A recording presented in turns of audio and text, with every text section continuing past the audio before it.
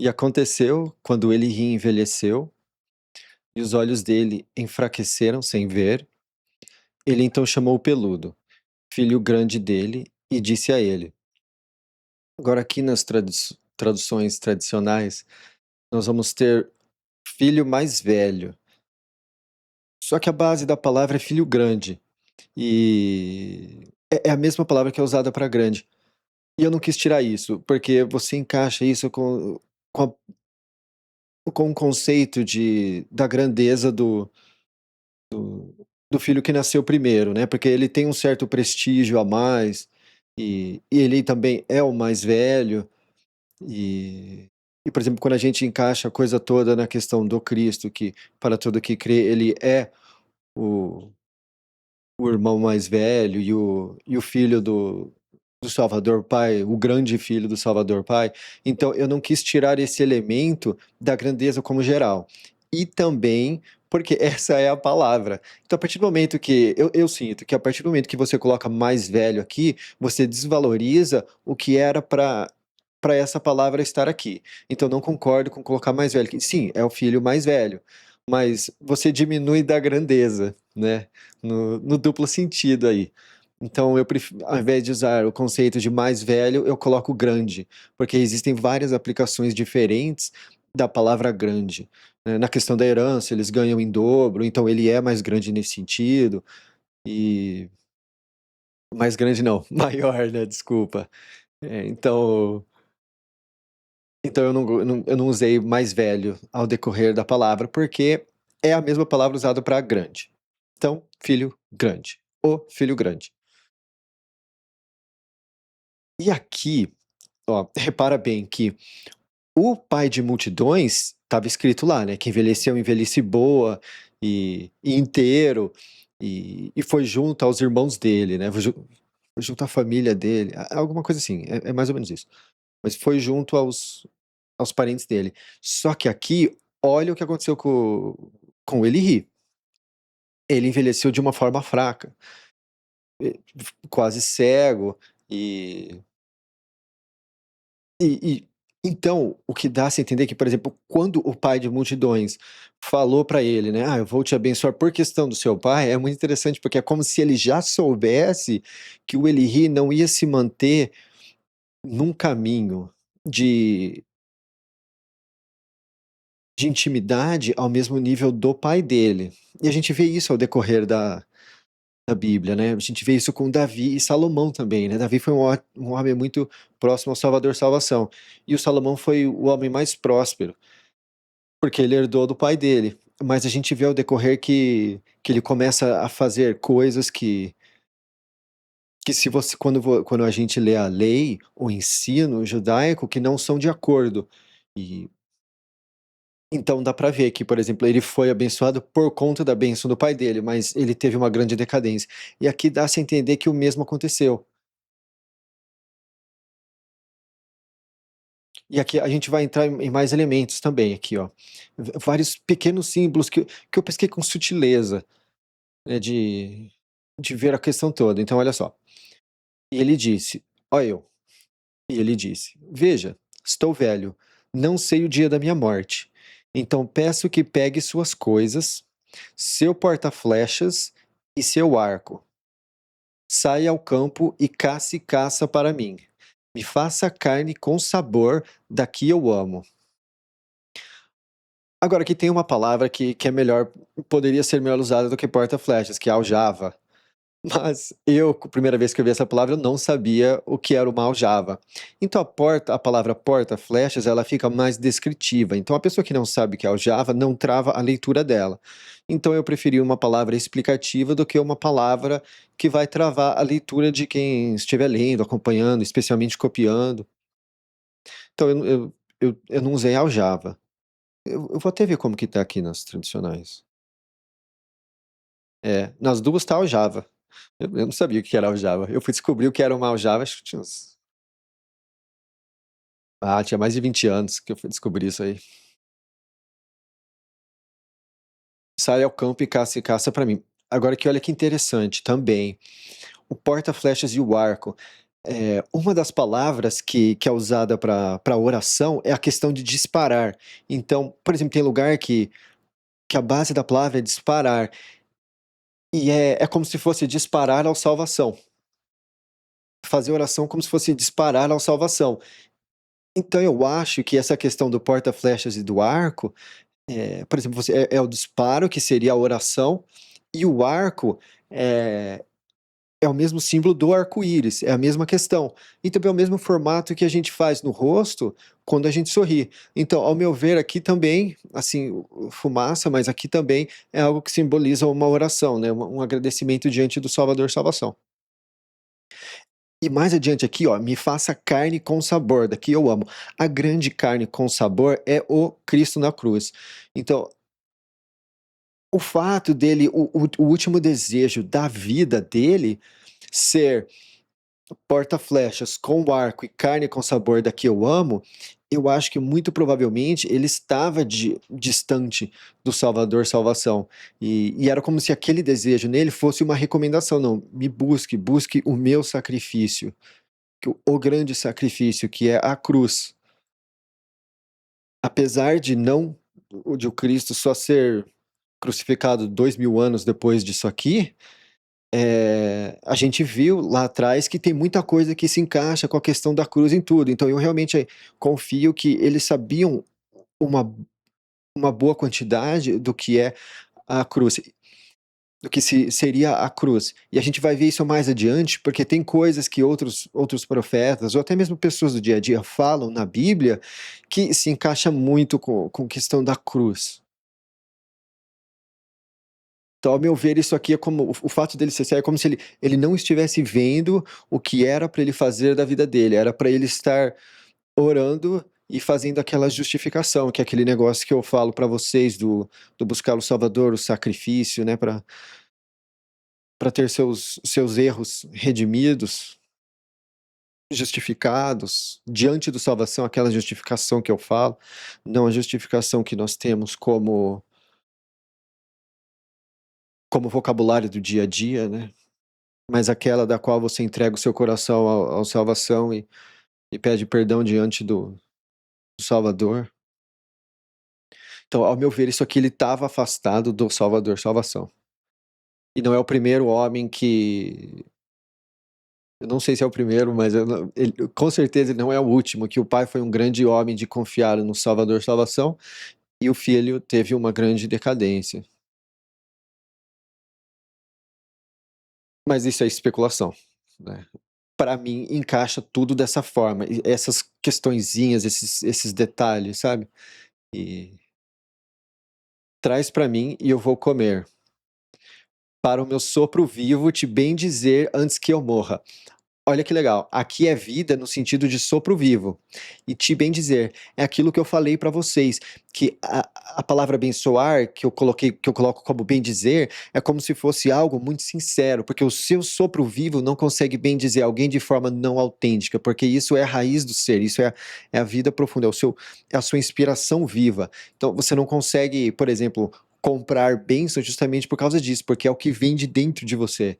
Tanto que, olha, ele precisaria fazer um gesto aqui para que o pai dele ficasse agradado com ele, tivesse o agrado dele, para que ele pudesse. Então, algo teria que estimular essa bênção, esse bem dizer diante dele. É por isso que eu falo que a verdadeira bênção, não a que é contada por aí, ai, pá, vai lá, passa a mão nele que você vai. Não, ela não é de fora, ela surge do coração. Algo tem que estimular o coração para que você tenha a bênção. Então, não é exatamente uma questão de você, deu dinheiro e agora você vai ser abençoado. Não, porque se quando você der aquilo não for de forma sincera e grata que a pessoa recebe e você dá, você não vai ter o bem dizer, a bênção. Então esse aqui é mais um dos lugares que eu consigo falar, ó, aqui é um exemplo disso, de que abençoar, ela é algo intrínseco, ela vem de dentro. Você não consegue comprar bênção de uma forma como é muito comercializado por aí. Porque é um gesto autêntico de carinho. A Rivka ouviu enquanto Eli falava ao peludo, o filho dele. Então Eli foi ao campo caçar caça para trazer. E a Rivca disse ao segura-calcanhar, filho dela, dizendo: Viu, eu ouvi seu pai falar ao peludo, o seu irmão, dizendo: Me traz caça e faça carne com sabor para mim. E vou comer e te bendizer diante do salvação antes da minha morte. Aqui, ó, carne com sabor. Interessante, porque é o único lugar que eu vejo carne com sabor, carne com sabor. E a gente vai ver muito, a gente vai ver isso quando chegar mais adiante também, a questão do sabor e do aroma, as coisas que têm um cheiro bom ao Salvador Salvação são orações, são coisas que,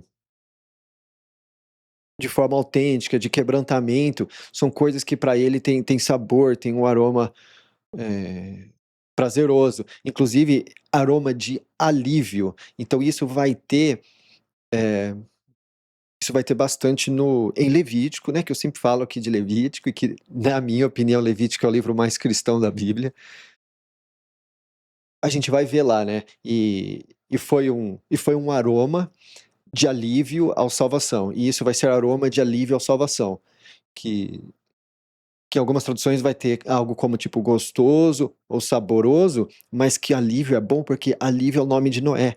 Então aquilo quando você usa essa questão da palavra, da tradução dos nomes, como esse, você vê, né, que tinha um aroma de alívio, e aquilo faz um duplo sentido, porque alivia a ira dele, que ele tem diante da pessoa que errou, e também fala do alívio do Noé, né, que é como se aquilo fosse uma atitude não só de alívio, mas do Noé, que se chamava alívio. Então, sabor e aroma, ele tem muito isso, né? Coisas que para o Salvador Salvação são saborosas e de bom aroma, é o quebrantamento do coração, a justificação, cantar louvor, sabe? Fechando no seu quarto lá, ou copiar a Bíblia, sabe? Você pega um papelzinho ali, você já copia, Salvador Salvação, vou copiar aqui 10 versículos para te conhecer melhor, né? Talvez antes de você sair de casa, talvez quando você está esperando seu marido chegar para vocês fazerem alguma coisa, ou sua mulher se aprontar antes de vocês saírem, é copiando os versículos. Dependendo do quanto demorado ele é ou ela é, você pode até traduzir a Bíblia inteira. Né, não, mas é, e aos poucos você vai às vezes, o tempo vai passar e você nem vai notar. E você vai depois que você pega no ritmo, você vai até falar: "Poxa, mas achei que você ia demorar", e você vai ver passou meia hora, é gostoso, copia a Bíblia, pega do começo, vai na sequência. Tem muita coisa que eu não posso falar, porque trava muito. Que vocês vão pescar só de copiar, que vocês vão fazer conexão aqui, conexão ali, você fala: "Pô, legal", e pá, e você vai ter aquele sentimento de calor no coração, inspiração pura que eu falo, né, "Salvador, salvação, eu te amo", é gostoso.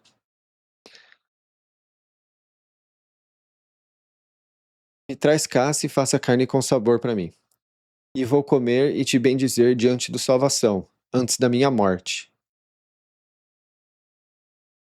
Então aqui é interessante, porque ó, o Cristo na cruz, né, ele bendisse de nós, né, quando ele estava lá, né, "Perdoa eles, Senhor, porque eles não sabem o que fazem", né, bendisse a nós antes da morte dele. Então, de ponta a ponta a gente vê quando Cristo fala, a Bíblia fala a meu respeito, não é nem um pouco de exagero, você consegue colocar ele ao meu ver, você consegue colocar ele em tudo de alguma forma aqui, mas isso não significa que eu identifiquei todas essas formas que você consegue encaixar ele, né. Mas sempre que eu descubro uma nova, eu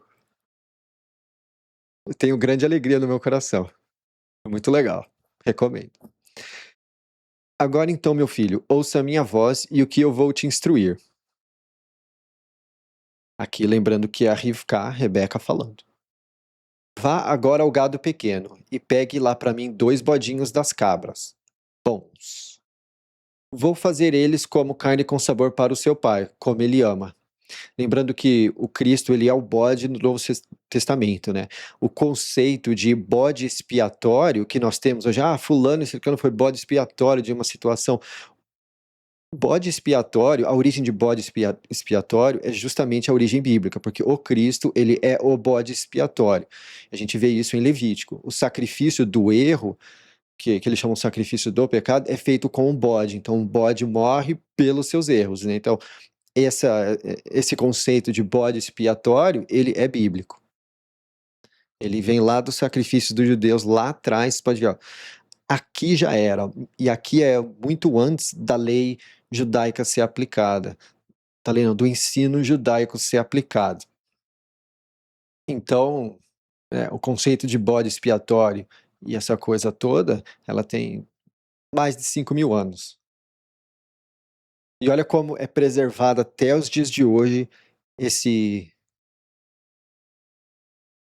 essa expressão. Vou fazer eles como carne com sabor para o seu pai, como ele ama. E a gente vai ver nos sacrifícios também que são dois, se não me engano, são dois bodes, dependendo do que é. Um é libertado no campo e o outro morre. Eu não lembro direito, posso ter falado isso errado. Eu sei que um dos sacrifícios é só um bode que morre, mas tem um outro que eu acho que ou uma ovelha libertada ao campo. Não, eu acho que é o bode. Bom, vamos continuar aqui. Vou fazer eles como carne com sabor para o seu pai, como ele ama. E você vai levar para o seu pai e ele vai comer, para que ele bendiga de você antes da morte dele. E olha aqui, ó, quando a gente chega lá na lei judaica, em Levítico, né, eles têm que levar o bode expiatório para o tabernáculo diante do salvação. Então é muito legal que ela faz aqui, né? E, por exemplo, lembrando que aqui, por ele ser o atual herdeiro e a semente do Cristo estar dentro do Eli aqui ainda, porque mais adiante nós vemos isso na questão de, acho que no Novo Testamento vai estar isso, né?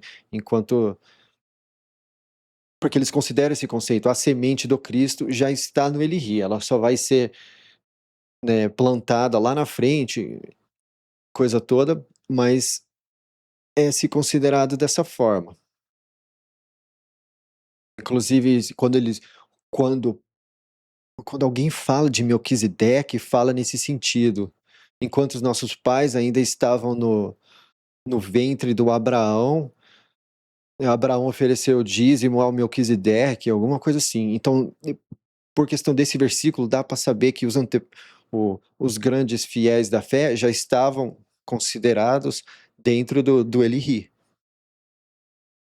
porque veio do lombo dele, né? E do lombo do pai de multidões, porque a promessa foi para o pai de multidões, que é o Abraão. Então, então segura calcanhar, disse para Rivka, mãe dele. Uma das hipóteses que a tradução da palavra Rivka é tipo armadilha, ou pessoa que faz uma armadilha. E é interessante porque é por isso que a Rebeca é conhecida, porque ela fez essa trama aqui. Então faz muito sentido que se o nome dela for de fato quem arma uma armadilha. Então mas mesmo assim, eu não acho, como eu não achei outra palavra, algum lugar para comparar, eu não quis colocar. Mas é bastante plausível que de fato seja isso, porque é justamente por isso que ela é conhecida. Talvez na próxima edição eu até coloque. Viu? O meu irmão peludo é um homem peludo. Isso aqui é o segura calcanhar falando. Segura calcanhar que é o Jacó. Então o segura calcanhar disse para Rivka, mãe dele. Viu? O meu irmão peludo é um homem peludo e eu sou liso. Olha que legal. No português, nós temos uma palavra que, quando o cara é enganador, né, malandrão, você fala assim, pô, aquele cara é liso. Então, e o segura calcanhar é o nome dele justamente por causa disso, né? Essa questão toda da enganação que ele faz com o irmão dele, essas coisas. Então, olha como essa é uma expressão que sobreviveu 5.000 anos. E no inglês a expressão também é parecida, né? Mas ela é aplicada de uma forma diferente, mas que é smooth. Smooth. Mas No português é algo mais negativo e no inglês já nem tanto. Então o português, essa palavra realmente, esse conceito de ser liso, uma pessoa lisa ser uma pessoa malandrinha, no português ela realmente permaneceu e ela é usada dessa forma. Talvez meu pai me toque, então vão ser zombador ao ver dele. Olha aqui. Então vou trazer sobre mim maldizer e não bendizer. Porque de fato, é aquilo que eu falei, o maldizer e o bendizer, eles são intrínsecos. Então, por mais que o pai dele talvez não quisesse maldizer dele, aquilo tudo, aquela enganação, aquilo tudo ia pesar no coração do pai dele como algo enganoso, e ele ia trazer sobre ele maldizer, ou maldição, por conta disso, porque é algo que vem de dentro, não que você necessariamente escolhe. As situações escolhem aquilo e elas entram no seu coração.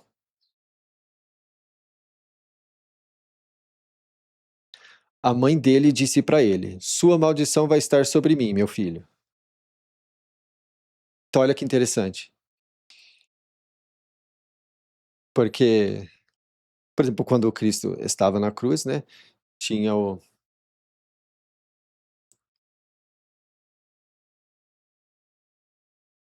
tinha o pai de multidões, né? Então, quando o Cristo estava na cruz, ó, isso aqui não tá. Ah, vamos deixar assim mesmo então.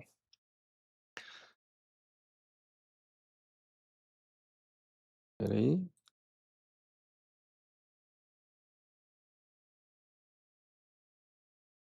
Ah, vou deixar assim.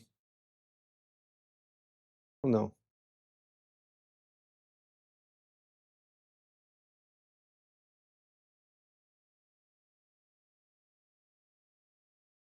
Aí.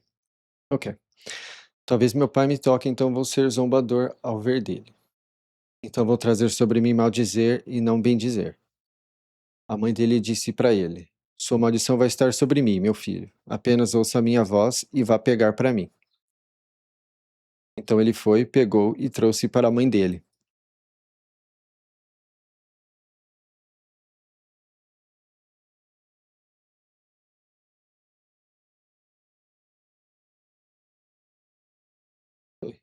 Tá. Aqui, ó, sua maldição vai estar sobre mim. Então é interessante porque, né, quando Cristo estava na cruz, era ele tomou a maldição para cima dele, né? Ele sendo naquele momento o vaso do salvação, do Salvador salvação, o corpo dele. Então é interessante que justamente, né, ela que apenas ouça a minha voz e vá pegar para mim.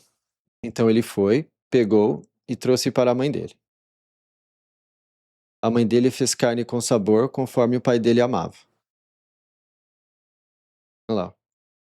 Aqui eu vejo dessa forma, que a Rivka, a Rebeca, né, por exemplo, ela sendo a mulher e o Cristo na cruz, ele sendo a questão da mulher para o Salvador salvação, o Salvador Pai, estava nos céus, ele fez a carne com sabor conforme o pai dele amava, que é ter vivido, né, aquela a vida que ele viveu e ter sido feito em sacrifício. Então, aqui você encaixa dessa forma, também.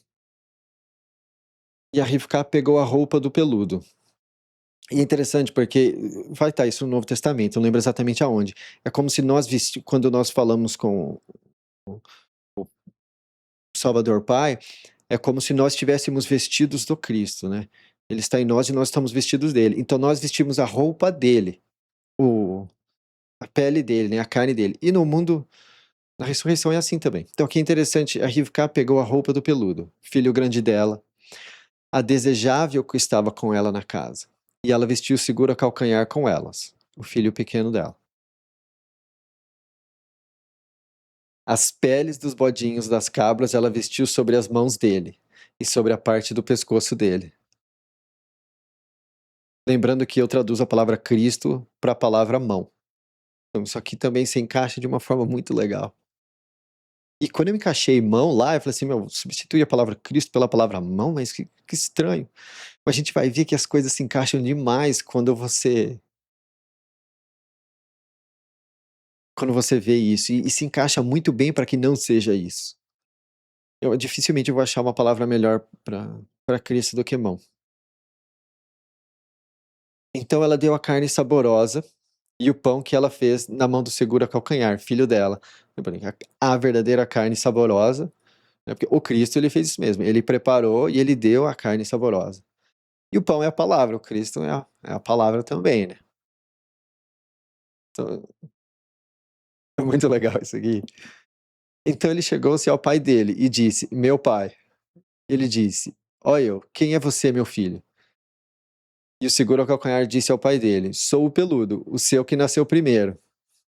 Lembrando, é aquela questão, né, porque nós o quanto ele está no seu coração, você ele, você, o Cristo e o Pai estão juntos, né. "Fiz conforme me falou. Peço que levante-se, fique e coma da minha caça, para que seu sopro vivo me bendiga". Então Eli disse ao filho dele: "Como que encontrou isso rápido, meu filho?" Ele disse: "Porque o salvação, teu Salvador, me fez encontrar por acaso à minha frente". Isso aqui é interessante também, porque, nós quem se chega à fé, a primeira experiência que você tem ali é uma coisa muito por acaso. A primeira experiência que você tem, porque você nem imagina que vai acontecer e tudo. E ali geralmente é só a palavra encontrar que eu acho que nós vamos ter nos traduções tradicionais. Ó, te mandou ao meu encontro. É, colocou no meu caminho, tá, é. A base é encontrar. E eu coloquei encontrar por acaso, porque é como se fosse por acaso. Então, até as traduções tradicionais têm algo parecido aqui. Mas como essa palavra também é usado para encontrar algo, eu achei melhor colocar encontrar por acaso, do que usar de forma interpretativa, mudando tanta palavra, sabe. Então Eli disse ao segura-calcanhar: "Peço que aproxime-se para que eu te sinta, meu filho, se você é esse meu filho peludo ou não". Então o segura-calcanhar aproximou-se do Eli, pai dele.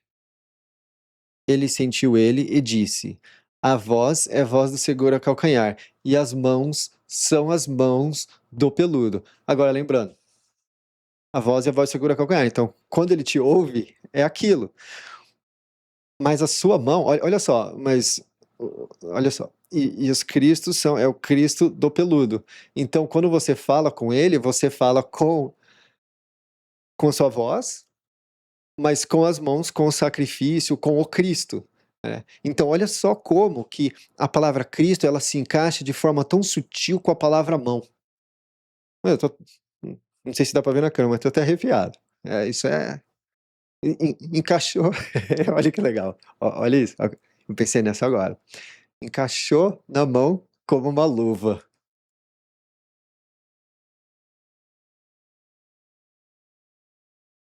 Bom, então ele disse: "Você é esse meu filho peludo?" E ele disse: "Sou". Então ele disse: "Aproxime-se de mim. Vou comer da caça do meu filho, para que meu sopro vivo te bendiga". Olha lá, de novo.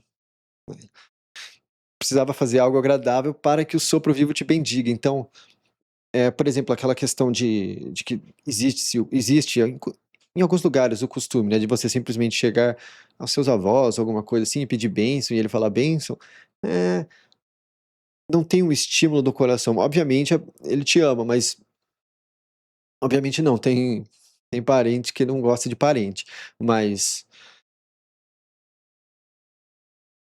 se não tem uma motivação, é difícil imaginar que de fato tenha uma bênção. Não que por exemplo: "Ah, eu só vou te abençoar se você me der alguma coisa", mas você tem que estimular o coração da pessoa de alguma forma.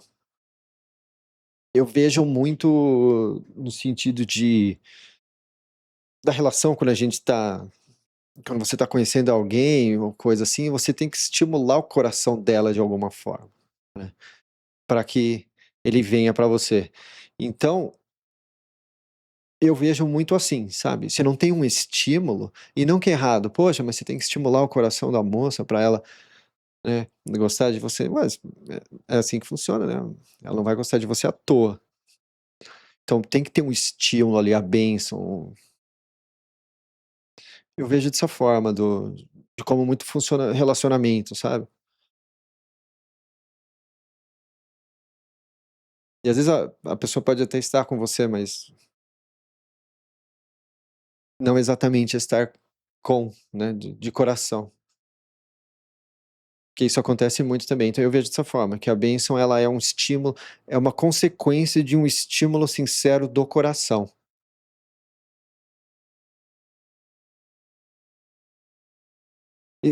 Isso eu acho que é mais fácil de explicar para as moças do que para os rapazes.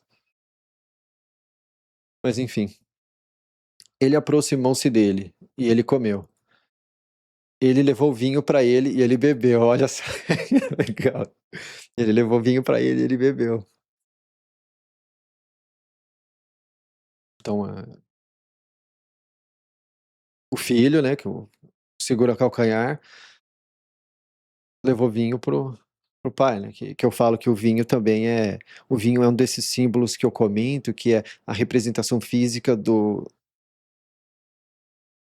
Espírito Santo, que é a inspiração pura do mundo espiritual. Então ele pai dele disse para ele: "Aproxime-se agora e me beija, meu filho". Olha aqui. Então ele se aproximou e beijou ele. E ele estava, assim, lembrando que é segura calcanhar, que ele é liso, né. Então aqui você também tem uma semelhança com o que acontece no Novo Testamento na questão de Judas, né. Eh, uma mentira, né, uma traição com um beijo.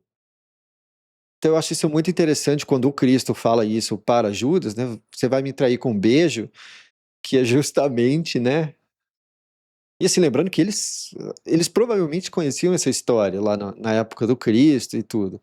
Então é muito profundo, né, "Poxa, você vai me trair com um beijo", né, ali também, né, o filho traiu o pai. E do ponto de vista de Judas e Cristo, Cristo é o pai e Judas é o filho, porque é através do do seu professor que você do seu instrutor espiritual que você passa a conhecer. Então, assim como, o seguro ao calcanhar, que é o Jacó, traiu teve essa traição diante do Eli, o Judas traiu o Cristo, que seria o pai espiritual dele, com uma traição. Obviamente bem mais pesada, né, mas isso aí mas é interessante ver o Novo Testamento ocorrendo de uma forma tão intensa no Antigo, em Gênesis.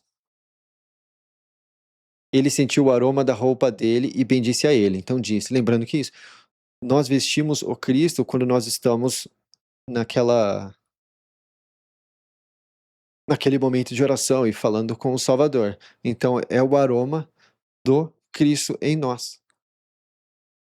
Veja, o aroma do meu filho é como o aroma de campo, que o salvação bendisse. E lembrando que Jesus, né, é salvação. Jesus significa salvação, é salvação. Então aqui, ó, você encaixa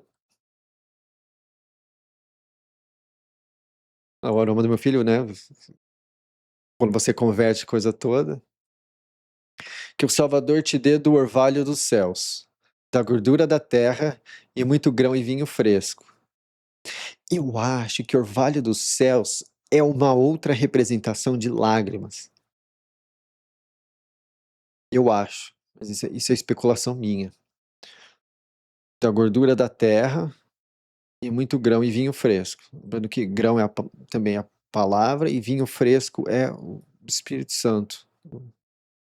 Que povos te sirvam e etnias curvem-se a você. E de fato, né, porque o Cristo estava no lombo do segura-calcanhar, que é o Jacó. Então olha aqui, ó, que povos se sirvam e etnias curvem-se a você. E é justamente isso que acontece na cruz, né.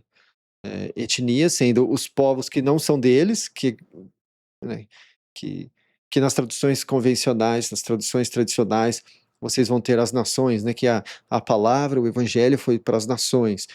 Essa é a mesma palavra que é usada. Então, que sirvam e etnias curvem-se a você. Então, aqui já era se pregar, aqui em Gênesis, já era se pregado que a salvação ia para as etnias.